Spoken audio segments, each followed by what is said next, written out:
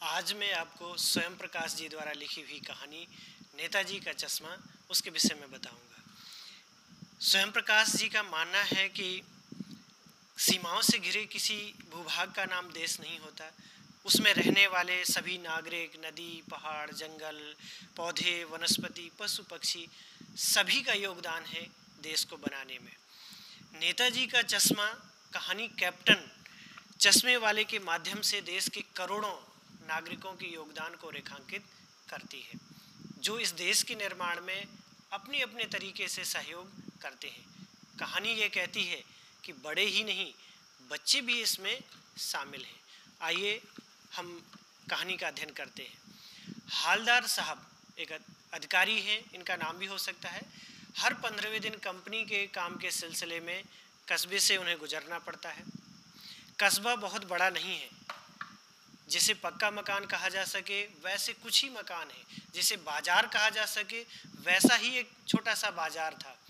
कस्बे में एक लड़कों का स्कूल, एक लड़कियों का स्कूल, एक सीमेंट का छोटा सा कारखाना, 2 ओपन एयर सिनेमा घर यानी खुले में पर्दे लगे हुए हैं और उसमें सिनेमा चलाया जाता है, और एक नगर पालिका, एक ठो नगर पालिका यानी एकमात्र नगर पालिका एक ही होती है। यानी कस्बा नगर पालिका के नियमानुसार उसके दायरे में आता था, तो नगर पालिका थी तो कुछ न कुछ करती ही रहती थी।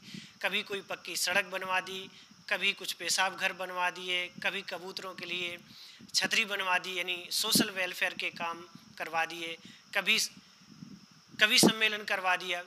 इसी नगर पालिका के किसी उत्साही बोर्ड या प्रशासनिक अधिकारी यानी नगर पालिका का जो प्रशासन था, उस बोर्ड के सदस्यों ने, उसके अध्यक्ष ने या किसी एक अधिकारी ने उत्साहित होकर के ये तय किया कि हम शहर के मुख्य बाजार में चौराहे पर स्वतंत्रता सेनानी सुभाष चंद्र बोस की एक संगमरमर की प्रतिमा लगवा देते हैं।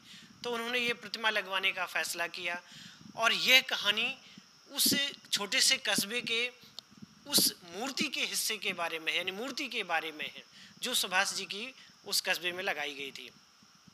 अब पूरी बात का तो पता नहीं, लेकिन लगता है कि देश के अच्छे मूर्तिकारों की जानकारी नहीं होने और अच्छी मूर्ति की लागत का अनुमान करना, उपलब्ध बजट का अनुमान करना, इसी सब के उहापोह में यानी अंतर्द्वंद में और चिट्ठी पत्री में समय बर्बाद हुआ होगा। बोर्ड की शासन अवधि यानी समय सीमा भी समाप्त हो रही होगी, संभव है वित्तीय सत्र फाइनेंशियल ईयर समाप्त होने वाला होगा। तो इसी तरह से कम समय के कारण से किसी स्थानीय कलाकार के माध्यम से उन्होंने स्वतंत्रता सेनानी सुभाष चंद्र बोस की मूर्ति बनवाने का फैसला किया। जैसा कि निर्णय किया गया कि कस्बे के इकलौते हाई स्कूल यानी एकमात्र हाई स्कूल था वहाँ पर, और उसमें एक ही ड्राइंग मास्टर की पोस्ट थी।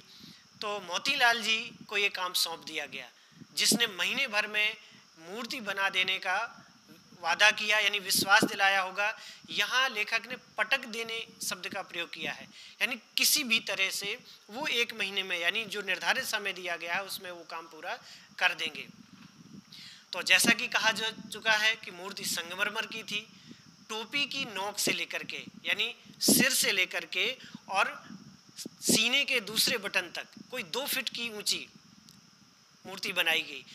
इस तरह की मूर्ति को आर्ट की भाषा में बस्ट कहा जाता है, यानी बस्ट सिर से लेकर के सीने तक की मूर्ति। नेताजी की जो मूर्ति बनाई गई वह सुंदर थी, नेताजी भी सुंदर लग रहे थे, कुछ मासूम और कमसिन। यानी जो मूर्ति बनी थी उसमें जो मुख मुद्रा बनाई गई उसमें मासूमियत और कम उम्र होना अधिक था। फौजी वर्दी में थे, मूर्ति को देखते ही दिल्ली चलो और तुम मुझे खून दो मैं तुम्हें आज़ादी दूंगा यानी सुभाष जी द्वारा दिए गए नारे याद आ जाते थे। यानी कहने का तात्पर्य है कि मूर्ति सुभाष जी की ही है, ये प्रथम नज़र में देखने से पता चल जाता था, लेकिन थोड़ी सी उसमें मासूमियत अधिक थी। अगर हम इस दृष्टि से कहें तो ये एक सफल और सराहनीय प्रयास था। केवल एक चीज़ की कसर कमी थी जो देखते ही खटकती थी, वह क्या? नेताजी की आंखों का चश्मा नहीं था, यानी चश्मा तो था लेकिन संगमरमर का नहीं था। एक सामान्य और सचमुच के चश्मे का चौड़ा काला फ्रेम मूर्ति को लगा दिया गया था। हालदार साहब जब पहली बार इस कस्बे से गुजरे और चौराहे पर पान खाने के लिए रुके, तभी उन्होंने इसे लक्षित किया, यानी देखा ध्यान से, उस तरफ ध्यान गया उनका। उनके चेहरे पर एक कौतुक भरी मुस्कान फैल गई, कौतूहल, जिज्ञासा भरी मुस्कान फैल गई। वाह भाई, यह आइडिया भी ठीक है, मूर्ति पत्थर की लेकिन चश्मा रियल, रियल मीन्स वास्तविक, यानी कहने का मतलब संगमरमर की मूर्ति थी तो चश्मा भी संगमरमर का ही बनाना चाहिए, अलग से फिट किया जाता है या साथ में डिजाइन किया जाता है, लेकिन यहाँ तो मूर्ति में वास्तविक चश्मा एक जैसा कि सामान्य लोग लगाते हैं उसको फिट किया गया था। तो ये उनके लिए कौतूहल का कारण था कि ये किसने किया, क्यों किया, बहुत से सवाल उनके मन में उठने लगे। जीप कस्बा छोड़ करके आगे बढ़ गई। तब भी हालदार साहब इस मूर्ति के बारे में सोचते रहे और अंत में इस निष्कर्ष पर वो पहुंचे कि कुल मिलाकर कि कस्बे के नागरिकों का यह प्रयास सराहनीय ही कहा जाना चाहिए कि उन्होंने अपने चौराहे पर, मुख्य बाजार के चौराहे पर एक स्वतंत्रता सेनानी की मूर्ति लगाने का निर्णय लिया और मूर्ति लगाई। ये एक देश प्रेम है, तो कम से कम हमें इस प्रयास की भी सराहना की जानी चाहिए। महत्व मूर्ति के रंग रूप या कदकाठी का नहीं होता है, बल्कि उस भावना का होता है जिसमें हम देशभक्ति प्रदर्शित कर सकते हैं। वरना आजकल तो देशभक्ति भी हंसी मजाक का पात्र बन गई है। यानी अगर आप देश के लिए कोई काम करते हैं, आप छोटे स्तर के काम करते हैं, आप बॉर्डर पर जाकर लड़ते नहीं हैं, अपने जान जोखिम में नहीं डालते हैं, तो लोग सोचते हैं कि ये देशभक्ति क्या हुई। तो लड़ना ही देशभक्ति नहीं है। आप अपने देश के प्रति जो भी कर्तव्य हैं, आप जिस स्तर से हैं जो कर्तव्य करते हैं, वो भी एक देशभक्ति है। दूसरी बार जब हालदार साहब उधर से गुजरे तो उन्हें मूर्ति में कुछ अंतर दिखाई दिया। ध्यान से देखा तो पाया कि चश्मा दूसरा है, यानी अब चश्मा चेंज हो गया। पहले मोटे फ्रेम वाला चौकोर चश्मा था, अब तार के फ्रेम वाला, तारों से बना हुआ गोल चश्मा है। हालदार साहब का कौतूहल यानी उत्सुकता, जिज्ञासा और बढ़ गई। वाह भाई, क्या आइडिया है। मूर्ति कपड़े नहीं बदल सकती, लेकिन चश्मा तो बदल ही सकती है, क्योंकि चश्मा ऊपर से फिट किया गया है, वास्तविक चश्मा।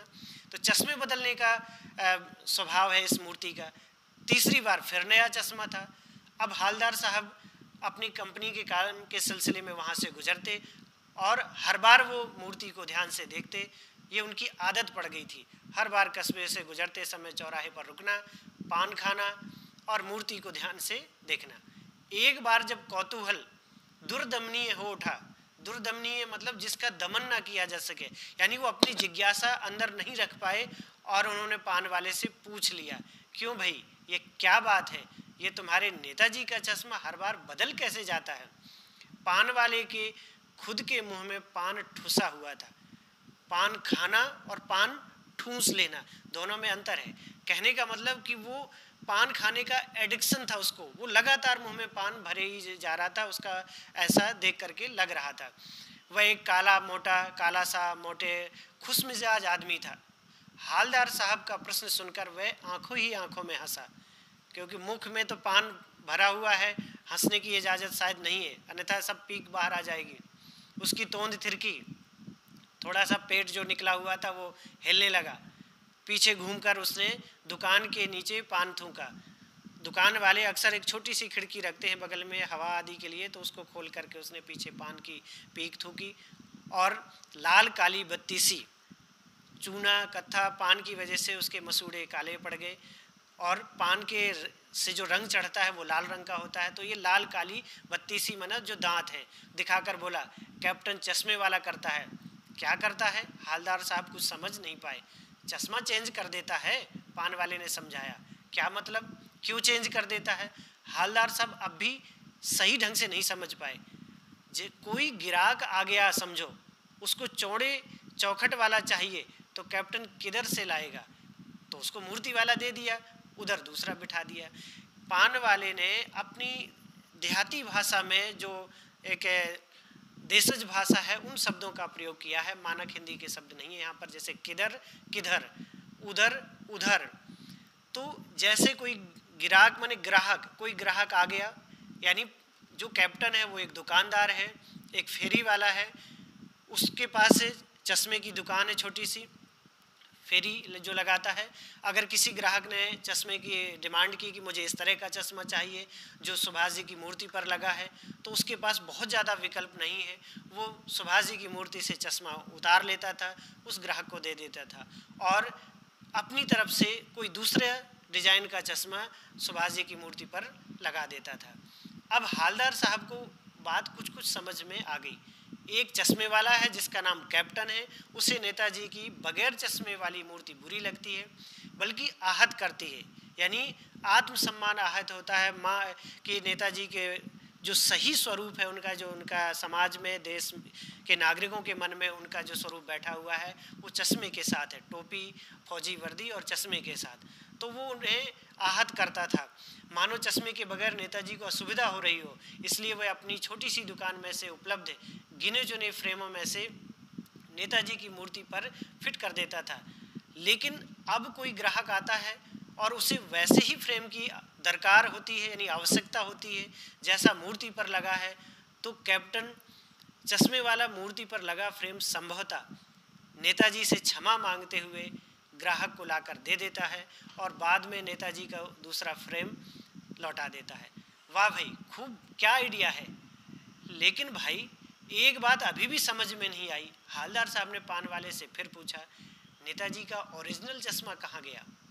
पान वाला तब तक दूसरा पान मुंह में ठूस चुका था, यानी भर चुका था, खा चुका था। दोपहर का समय था, दुकान पर भीड़ भाड़ अधिक नहीं थी, दोपहर में कम ही भीड़ रहती है गर्मी की वजह से। वह फिर आंखों ही आंखों में हंसा। उसकी तोंद, जो निकला हुआ पेट है वो थिरका, हिला। कत्थे की डंडी, कत्था पान में लगाया जाने वाला एक पदार्थ है, फेंकी। पीछे मुड़कर उसने नीचे पीक थूकी, यानी पान थूका। मुस्कुराता हुआ बोला, मास्टर बनाना भूल गया। ये उसके लिए बहुत सामान्य सी बात थी, हल्के लेवल की बात थी। पान वाले के लिए मज़ेदार बात थी कि, लेकिन हालदार साहब के लिए चकित, आश्चर्यचकित कर देने वाली, द्रवित कर देने वाली, दुख का भाव पैदा कर देने वाली बात थी। वह ठीक सोच रहे थे। मूर्ति के नीचे लिखा है मूर्तिकार मास्टर मोतीलाल, जो वाकई कस्बे का अध्यापक है, और बेचारे ने महीने भर में मूर्ति बनाकर जैसे तैसे दे देने, अर्थात पटक देने का वादा कर दिया होगा। बना भी ली होगी, लेकिन हो सकता है कि वो पारदर्शी चश्मा बनाना चाहता हो और वो टूट गया, या उसने ये सोचा हो कि वो कांच वाला बाद में लगा देगा, नहीं लगा पाया। इस कोशिश में वो असफल रहा और बनाते बनाते कुछ बारीकी के चक्कर में चश्मा टूट गया, या पत्थर का चश्मा अलग से बनाकर फिट किया गया हो जो बाद में निकल गया। कुछ भी कारण हो सकता है। यानी हालदार साहब अनुमान करने लगे, कल्पना करने लगे कि क्या कारण रहा होगा कि नेताजी की मूर्ति का ओरिजिनल चश्मा कहाँ चला गया।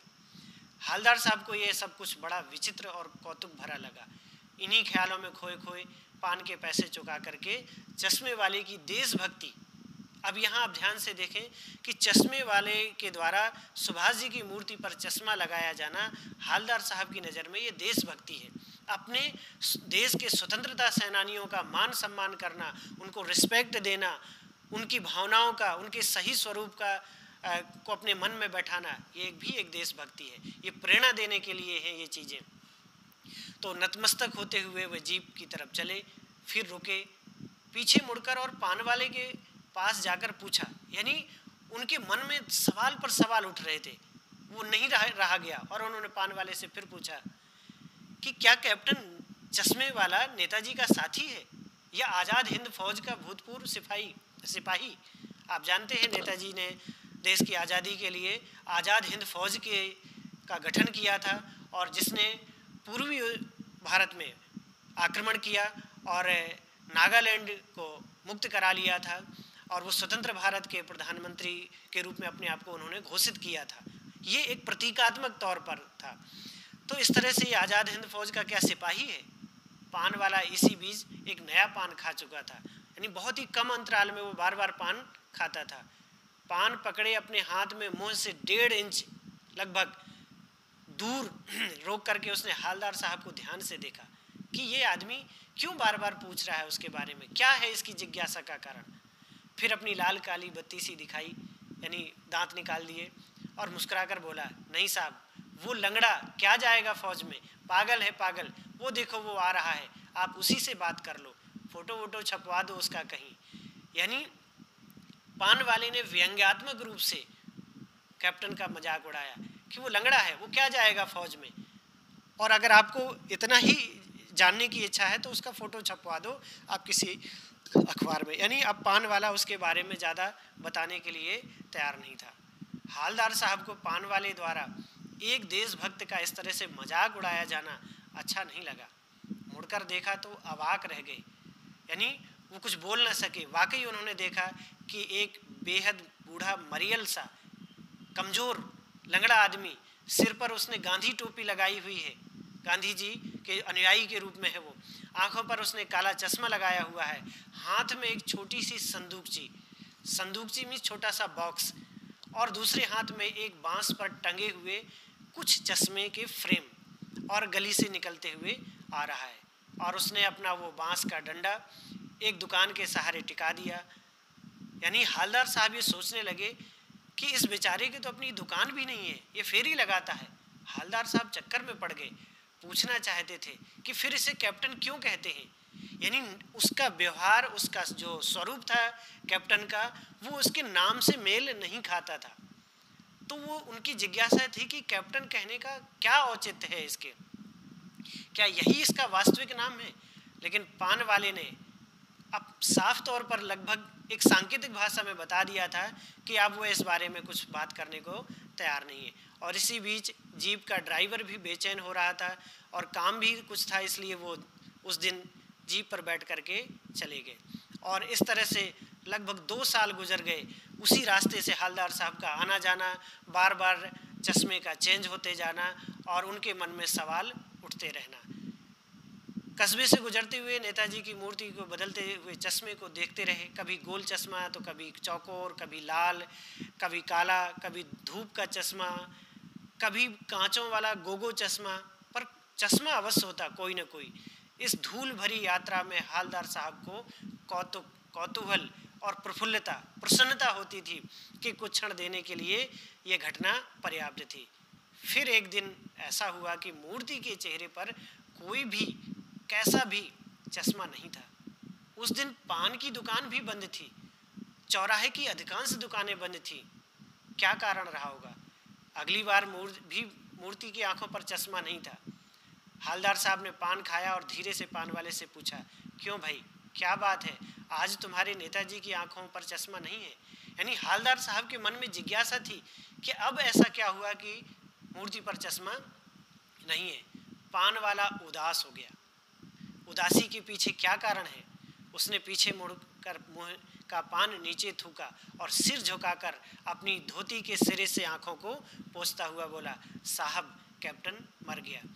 शायद कैप्टन की मृत्यु के बाद जब सुभाष जी की मूर्ति बिना चश्मे की पान वाले ने देखी होगी, तब उसे कैप्टन के महत्व और मूल्य समझ आया होगा, और कैप्टन की देशभक्ति को शायद वो उस दिन महसूस कर पाया होगा जब कैप्टन मर गया और मूर्ति पर चश्मा लगाने वाला कोई नहीं होगा। संभवतः कैप्टन को रिस्पेक्ट देने के लिए, भावभीनी श्रद्धांजलि देने के लिए उस दिन बाजार की सभी दुकानें बंद थी। पान वाले की भी दुकान संभवतः इसी कारण से बंद थी। उसकी आंखों में आज आंसू थे। और कुछ नहीं पूछ पाए हालदार साहब, कुछ पल चुपचाप खड़े रहे, फिर पान के पैसे चुकाकर जीप में आ बैठे और रवाना हो गए, यानी आगे के लिए बढ़ गए। बार बार सोचते हैं कि क्या होगा उस कौम का। कौम माने होता है जाति, जाति का मतलब राष्ट्र के नागरिक। तो उस जाति का, उसका क्या होगा जो अपने देश की खातिर घर गृहस्थी, जवानी, जिंदगी सब कुछ होम देने वालों पर भी हंसती है। होम देना, न्यौछावर कर देना, जो अपने देश के लिए अपने प्राणों का उत्सर्ग कर देते हैं, अपनी घर गृहस्थी की खुशियाँ त्याग देते हैं, संपूर्ण जीवन देश के लिए समर्पित कर देते हैं, और उसके बावजूद भी समाज का एक हिस्सा ऐसा होता है कि वो ऐसे लोगों पर हंसते हैं। ऐसे लोगों के अंदर भी ये झांक कर देखना चाहते हैं, या वो उन पर आक्षेप लगाते हैं कि इनका इसमें कोई स्वार्थ है। हो सकता है ये नाम कमाना चाहते हो सकता है ये भ्रष्टाचार करना चाहते हो सकता है इनकी भी कोई लालसा हो। लेकिन बहुत से ऐसे लोग हैं जो निस्वार्थ भाव से देश प्रेम रखते हैं और देश के लिए अपना संपूर्ण जीवन न्यौछावर कर देते हैं।